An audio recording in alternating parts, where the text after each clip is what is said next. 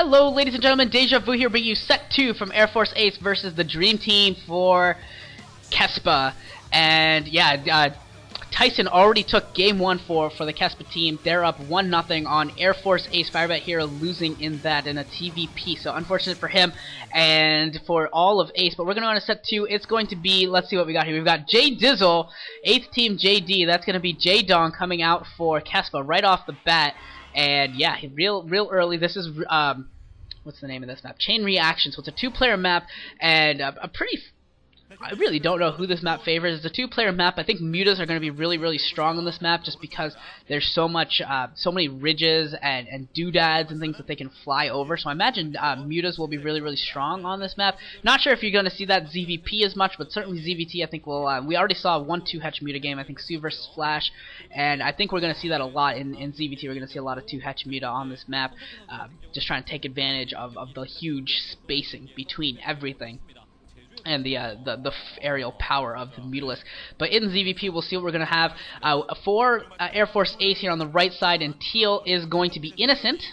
He goes by Innocent now, but it's M18M, far more known as M18M, and what I will call him, because I don't know. Innocent? Alright, it's Innocent.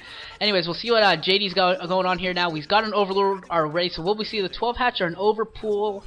One or the other will be coming in here, and we'll get a chance to see that. I think he'll go Overpool, just because there's no point in allowing an ace, possible ace cheese get to you.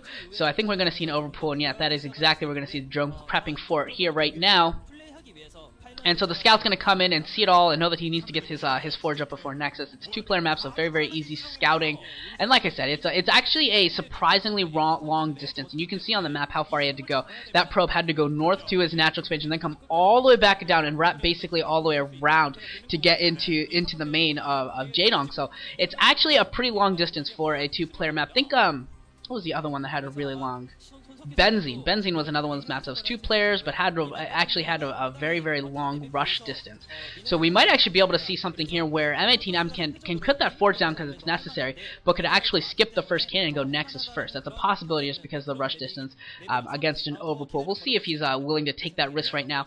JD is going to take down his natural hatchery, and this probe is just being obnoxious as possible with the mining. What he's doing, if you haven't been noticing for the past 30 seconds or so, what this probe is doing is he starts mining from a mineral patch that a drone is coming to mine. So then that drone tries to start mining from another mineral patch, and so basically what happens is that he's trying to make so there's always a drone for Jaedong that's not mining anything and just like idle watching, because if there's 9 mineral patches, you generally have 9 drones. As a Zerg player, you have 9 drones at the beginning, you just mine, and if he's occupying that probe is occupying one, then you only have 9 drones mining from 8 mineral patches, and it's kind of funny.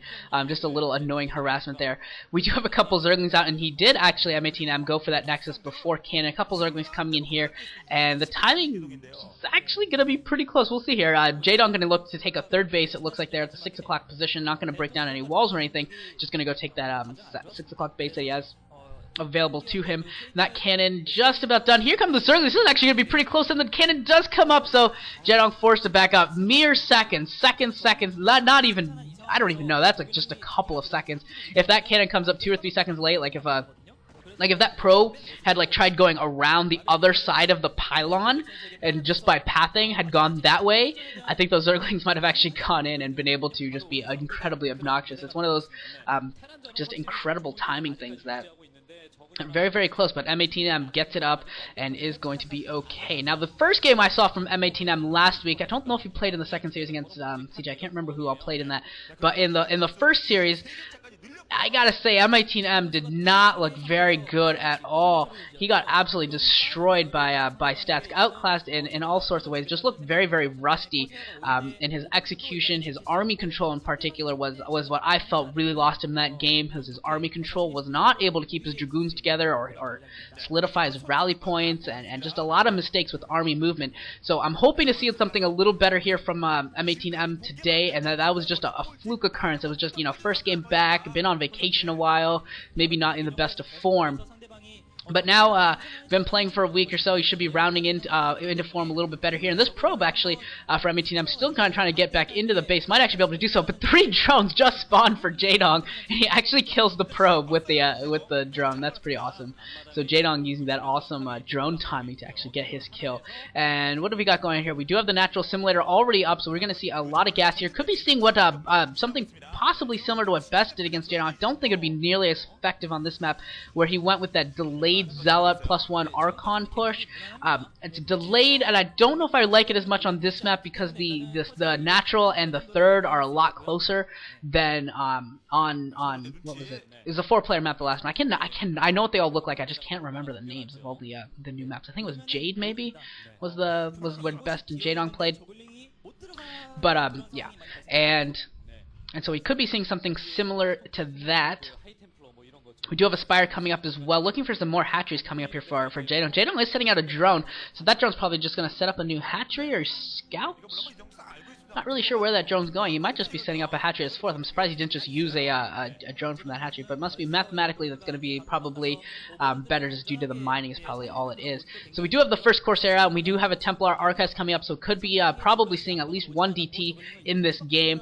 Corsair going to come out here and probably pick off an Overlord, or just go for the Scout. He'll have to make a decision here whether he wants to get that, ensure that that Spire timing, and make sure he's not getting cheesed with a 4-hatch Hydra or 5-hatch Hydra or something. No Spire timing, which obviously would be devastating to him if he wasn't prepared for it. But I think he's confident that JD's not going to try anything cheesy like that, and is just going to go with the standard build. Going to pick off this one Overlord, and then probably be forced to run away. Second, of course, they're also out and going to be looking around, getting a scout on. And this first Corsair coming into the main, and there are Scourge in the air. Will he be able to dodge him? He eats one, and almost eats the second, just barely escapes there. So this Corsair going to have to use some nice 45-degree angled turns in order to survive. Will he be able to do it? No, he will not. Jaedong splits off another Scourge from his second batch and picks off that Corsair. So M18M going to be very much a sad panda after that. We do have a couple cannons coming up for M18M and his mineral lines to defend them, but he is it looks like he is really preparing for a Corsair grouping, a critical mass of Corsairs, and he's not going to be able to get to it nearly as fast now. And Jaedong, actually, what we saw there, if you thought that Jaedong was throwing away those Zerglings, what he was actually trying to do is to occupy the cannon while the Scourge went in and picked off the Corsairs. It just didn't quite work out like he was hoping. But that's alright there. Just a couple of Zerglings lost, nothing too critical. And we do have a 6th hatchery now for Jaedong coming online. So this is going to be a huge mid-game war that we're going to have here. Jaedong's going to be able to produce a lot off of these 6 hatcheries. And it's going to be a ton of Zerglings, a ton of Hydralisks, depending upon what the army composition is. If M18M does get this 12 o'clock base solidified with a bunch of cannons and does get that Nexus up, we may see a lot of Zerglings to try and just take map control and move around really quickly. But realistically, I think this is just going to be a lot of Hydras. We do have a DT coming in here, but there are Beautilus and a Sunken Colony, and they are going to pick off this DT, doing nothing. So that is unfortunate. We do have a support bay as well, so we'll be seeing Reavers, DTs into Reavers, which is always cool. A second Photon Cannon coming up. He saw all the Mutas, so now what he's going to do, he's going to prepare for the Muta Scourge attack on his Corsairs, and all these Mutas +1 upgraded. That would be really good to know. If they are +1 upgraded, he will probably go for it and try and dash in there. And here we go. He is going in for it. The Scourge coming here, going to pick off one of the Corsairs, going to pick off a second Corsair, and the cannon does go down, but most of these Mutas are nearly dead, if not already dead, and they're just barely surviving. A couple of the Corsairs do go down, but a couple do survive for Jaedong there, and he does not have the Carapace upgrade yet. We do have the Scourge going around the map though right now. He did get in there, did see the support base, so I think he knows that there's probably going to be shuttles and Reavers, definitely possible, so we're going to have some Scourge looking around, scouting to see what they can do, and just continuing to get that scout on and seeing everything that's going down. We do have the first Reaver out as well, which is going to be extremely strong against a Hydra break, and Jaedong scouts out the top, of course. Jaedong sees the 12 o'clock position. He saw so few gateways in there that he knew that something was up, so he just went to the 12 o'clock position, found it, and M18M is just going to allow that Nexus to warp in for a while before canceling. He just wants to occupy those Mutas as long as he can right now. We do have a High Templar out as well. Not sure if it has any Storms ready yet or not, or if he's going to be morphing that into an Archon. I suspect that this will be an Archon, and this will be that delayed Zealot Archon Corsair push. We do have +1 weapons on the Corsairs, as well as +1 armor on for Carapace, for Zerg on the air. So for both of them, they're basically going to wash out. But the problem is that in this situation, I think it hurt. In my opinion, this situation hurts Protoss a lot more, because Protoss is expecting those Corsairs to do a lot more damage than they're going to be able to. He's going to expect them to melt Mutalisk. He's going to expect them to be able to power through Scourge, and they're simply not going to be able to. So a lot of the strategies that you use as a Protoss player are actually going to be a little more tricky now, because of that +1 Carapace, just through that modest investment. And we do have a shuttle out as well. Not going to pick up that Reaver, bring him in. We do have 3 Zealots and an Archon pushing out for M18M right now, and an Overlord catching another DT, going to get picked off, and some Scourge coming in here with Beetles trying to pick off this Corsair. The Corsair could actually take this Scourge back into his Archon. Where is the Archon? And M18M, oh man, M18M with that Archon is going to be able to actually save these Corsairs and pick off a ton of links. So 7 kills on that Archon, a very, very good Archon right now, and unfortunately, oh, poor Archon. Unfortunately, that Archon has already outlived its usefulness, and M18M carelessly losing a Corsair there. But that Archon already basically useless at this point. The Archon's main purpose at this point is to try and keep his Corsairs alive by killing Scourge, and keep his Reaver alive by killing Scourge again, but also Mutalisk, which will dart in there if it's in the shuttle, of course, but to dart in there, stop them from darting in there and picking off that Reaver. Really, don't do much of anything against Hydras. And where did that shuttle go? I don't know where the shuttle went, but I'm not really sure. I think I don't know. We didn't actually see the shuttle. We do have a lot of Zealots, though, and a push command from Jaedong. I suspect that the shuttle got picked off, perhaps when it was dropping DTs. I don't know. It looks like it got dropped off.